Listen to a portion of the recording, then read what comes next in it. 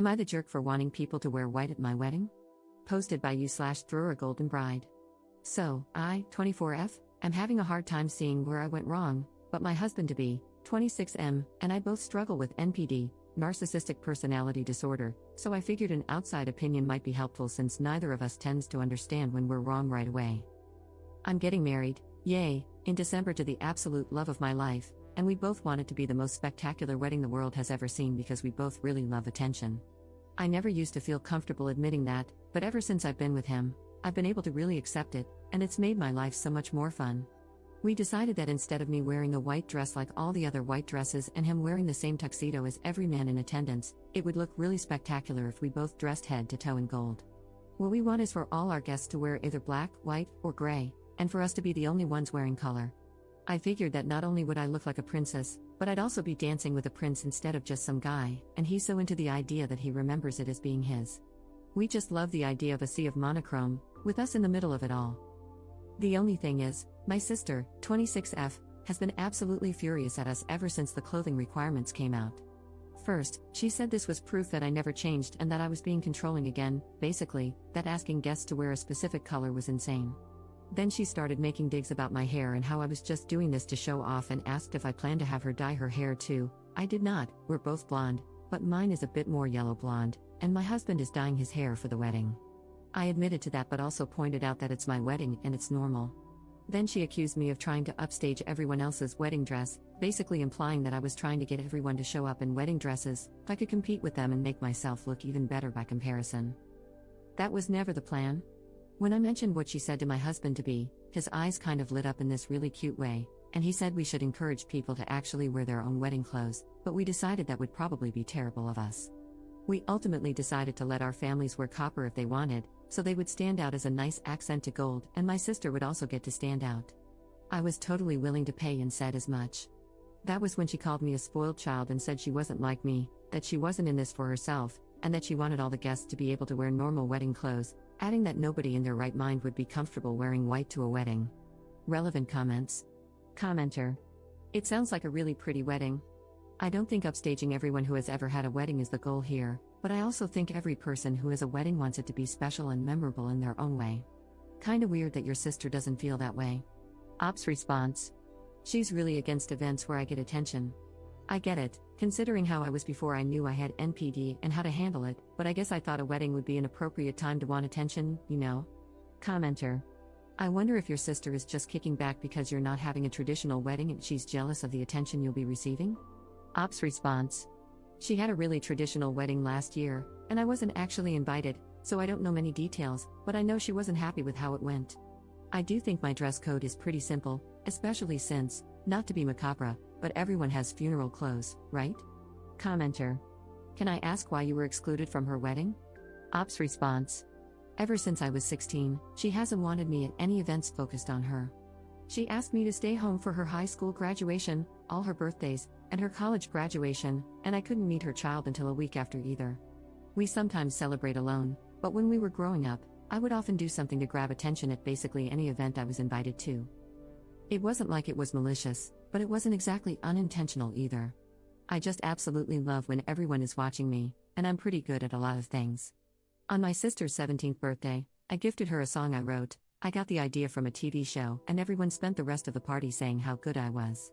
That was one of the big things she brought up when she first banned me from her events. I honestly just loved the attention, and it didn't occur to me that what I was doing took something away from her because I figured everyone loved watching me, so I was just making her parties better. I also thought she loved watching me. I get it now, and I understand that what I did was really wrong, but I didn't at the time. Op on boundaries/therapy. I'm in therapy. It's been a little tricky to maintain the consistency I'd like, but for now, I'm going every other week. I know I'll always be a narcissist, no matter what I do, but I still want to have good relationships where I don't hurt or take anything away from anyone. I've said something very similar to what you quoted a few times. Her boundaries are pretty simple. We only really meet up at family gatherings or one-on-one in a private space. If we meet one-on-one, I'm not allowed to talk about myself, my life, or anything I'm accomplishing or working on unless she specifically asks. At family events she'll be attending, I need to send her what I'll be wearing ahead of time to ensure it's not attention-seeking. I also can't perform, sing, dance, etc., or talk about anything I'm working on unless I ask her permission first, and if she says no, I can't ask again. If she tells me she needs to vent, I can't react or get upset about anything she says to me or tell anyone else about it. That's pretty much everything. It can be tricky at times, but I know that's mostly my disorder, and it's worth it to have her in my life. Commenter. Sorry to comment on this post 3 times, but it's really alarming to me. She has to approve your outfits even if the event isn't focused on her? You're not allowed to talk about yourself at all without permission? I hope someone with more experience with NPD can tell me if there's a healthy rationale behind this, because I think you love your sister so much that you're unable to see clearly that she's controlling you and, frankly, being really mean to you. Ops response. I'm only not allowed to talk about myself at all when it's just us, and I'm not supposed to ask for permission. When we're at family gatherings, I can talk about myself generally, like my relationships, the music I like, or anything else. I just can't talk about my goals, projects I'm working on, or accomplishments of any kind without checking first, because it's considered a form of attention seeking. Most recently, I had to check if she was okay with me talking about learning how to make pizza from scratch from my husband-to-be. She said it was fine as long as I focused on the learning process and didn't, offer to teach anyone anything or say how great I was at it. The outfits thing can be frustrating, especially since she almost always shoots down 3 or 4 outfits before accepting something, and it's usually way too hot. But it makes her feel much more comfortable, so it's not the biggest deal. Update 1 year 5 months later. My husband and I recently celebrated our first anniversary, and I was thinking about all the dress code drama when I remembered this account and thought it would be fun to give you all a little 1 year update. After I made my original post, my husband and I decided to contact my sister and parents for a sit-down discussion about the situation. He offered to take everyone out to eat, and we had a really long conversation about my sister and my relationship. My sister said she had made a promise to herself never to let that happen again, and that if I wanted her in my life, I needed to be a normal person. My husband told her that if she was going to keep humiliating me for something I did as a child, then she wasn't a normal person either. It became a bit chaotic. My dad took our side and said my sister was taking things too far. My mom took my sister's side and said that since I have NPD, I'm not capable of real change, and that if they ever gave in at all, they would be hurting my sister. It ended with my sister calling my father an enabler and threatening to cut him off. It wasn't a great dinner overall. What surprised me was my sister's husband. She called me the next day at his recommendation, and we talked for a long time. She told me that she doesn't want to feel like a side character in the My Name show, and that it had felt that way throughout our childhood. I told her that I feel like I'm not allowed to have meaningful relationships with any of our family since she restricts what I say, do, and wear around them. I pointed out that she controls my clothes for almost every family event and that this was my wedding. She admitted that was a good point. Eventually, she agreed to attend the wedding in a really cute black and white checkerboard dress, and to leave if it became too much. The wedding itself was incredible. It was the second best day of my life so far, and my sister said she was genuinely happy for me. I felt like a princess in a fairy tale the whole day, and my husband was the handsomest prince in the universe. The whole thing was under the stars, it was perfect. I could talk about it forever, but character limits. As a wedding gift, my sister told me that she was going to start letting me wear what I liked at family gatherings, talk about my accomplishments, and even talk about myself a little when it's just me and her. And she has, and it's been great. The only better gift I got that night was my husband himself. This past year has been the best of my life, and I genuinely feel so much better about life and family these days. I'm a girl mom now, and I'm so glad my daughter gets to know her aunt and cousins too. I'm even allowed to babysit for my sister sometimes. Up in the comments. Okay, you want to hear why I am a diagnosed narcissist? 1. If I don't get attention, am alone too long, or cannot express everything in my mind to someone, doesn't really matter who, I can't feel anything. I just go numb. There's no happiness, no anger, no anything, just this vat of numbness that is unbearably dull and cannot be escaped until I have all eyes on me. 2. I genuinely believe I am the best at everything I do on an emotional level.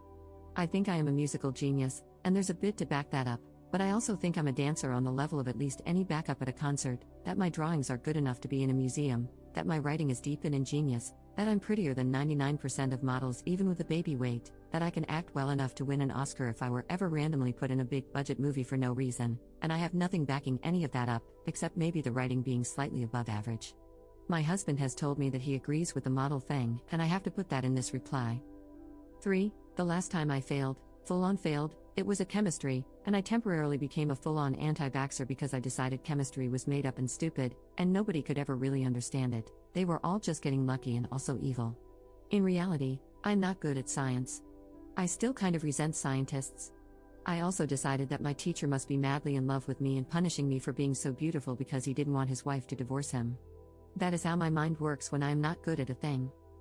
4. I recently sat my husband down, told him that I had rewritten a whole musical to be about another character, and that it was so much better than the original. One woman showed both the original and then mine in front of him without even my piano and demanded he tell me in detail all the ways mine was better than the original.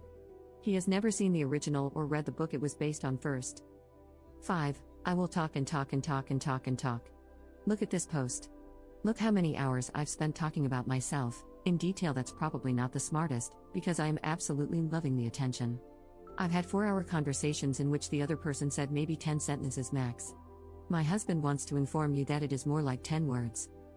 6. My friend had me sit in the backseat instead of shotgun while she took me and 2 other girls to a very expensive concert for her birthday, and I decided she must secretly hate me, that she was boring and mean anyway, and by the time we reached the show, I was sure I'd go no contact after, only to realize the shotgun friend was the only one not sitting next to her in the show, and she was trying to be fair. I immediately remembered that actually, she's really smart and kind and fun, and I love her. I told her all this to her face the next day, and she said she could tell because she saw me glaring at her in the rearview mirror. 7. I throw a ball on my birthday. A literal ball. We save up all year, and I get a fancy dress and rent a ballroom. I make my friends call me Princess my name and pretend to be my ladies in waiting. The princess thing is actually pretty consistent in my life. I have tea parties at least once a month too. I am not a poor little meow meow with a misdiagnosis. I'm a person who has more than one personality trait, and honestly, I don't like that so many people want to say it's wrong. My husband has the same diagnosis, and so do a lot of my close friends. They're the people I am able to be myself around the most, and who understand me best. It hurts to hear them disparaged, even if you're trying to uplift me in the process. Up on how the husband relationship works. Well, my husband and I each see the other as an extension of ourselves, and we love each other. I have a princess complex, he has a hero complex, and we require the other to fulfill that. With our friends, there's definitely some competition, but there's also a lot of mutual enjoyment. One of my friends is a pretty famous influencer, and she's great to have around because she gets us VIP treatment everywhere. She took the pictures for my wedding. We do fashion together, and I get a steady stream of promotional gifts from her because we have very different coloring. What looks good on me almost always doesn't look as good on her. And vice versa, I suppose. Another one of my NPD friends is an alto, and I'm a soprano, so we're usually going for different roles in musicals. Basically, as long as we each have a defined niche, we can agree that our group as a whole is the best, and each of us is the best at our role. I'm the best blonde soprano musician in the group, and I don't mind if other people are the best at their own thing because I don't do social media, sing alto, or whatever else. Up on valuing relationships. I've always valued relationships. I want to have people in my life, and I do love my family. I just didn't understand that my getting attention took away from other people. I really, really love attention, but I figured that was just a me thing since other people experience things like stage fright or nervousness when talking to strangers or crushes, and a lot of people are shy or don't want to be the center of attention. It didn't occur to me that the things I did were bad,